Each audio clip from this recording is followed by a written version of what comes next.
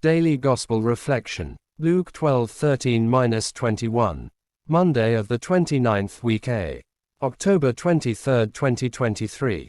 As far as the Bible is concerned, the rich man mentioned in the Gospel who died while his barns were bulging with goods that he couldn't use was not an evil man.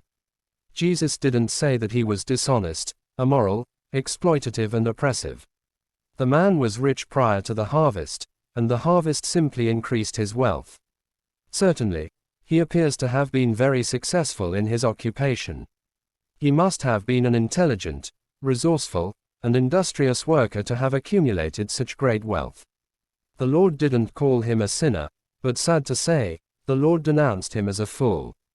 What are some of the sins and failings of the rich man why he deserved such harsh condemnation from the Lord?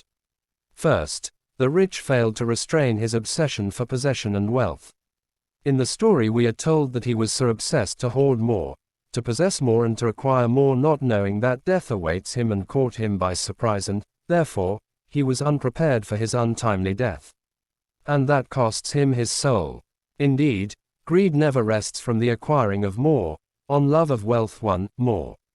523 E. L. T. Johnson 1991, 198, until death puts a stop to it. Second, the rich man made the mistake of thinking he was the absolute owner of his possessions when in truth he was just a steward of God's gifts, graces and blessings.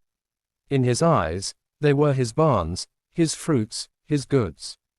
He had forgotten, if he ever knew, that the earth is the Lord's and the fullness thereof. Possessions or wealth are not to be hoarded selfishly but to be used to benefit those around us.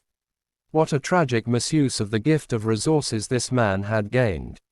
What could have been an opportunity for generosity and blessing became a stumbling block to the soul. Indeed, money is the best servant but a worst master. Third, he was worried about the present only and forgot about eternity. Fourth, he was concerned only for the physical and material and forgot about spiritual things. Fifth, he treasured things more than people. It is not surprising, therefore, if that man is worldly, materialistic, self-centered and self-absorbed. As expected, he lived his life in isolation.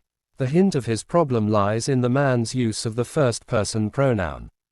Go through the parable and circle the words, I, and, my, to get a sense of the man's self-absorption. In his short conversation with himself, he uses the word, I, 6 times and the word, my, 5 times. Everything is, I, and, my. In sum, the rich man is guilty of greed or avarice which he greatly manifested by his self-absorption and obsession for possession and wealth. To borrow the words of St. Paul, he is guilty of the love of money which is the root of all evil, see 1 Timothy 6:10. Worst of all, he is guilty of idolatry, see Colossians 3:5.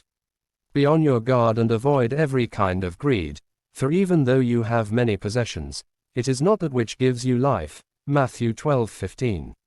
What does it profit a man if gains the whole world and loses his soul? Rather, be rich in what really matters to God, see Matthew 12:21. Be rich in virtues, good works, and holiness. Seek first the kingdom of God and his righteousness, and all these things shall be yours as well, Matthew 6:33. Man does not live by bread alone, but by every word that comes from God.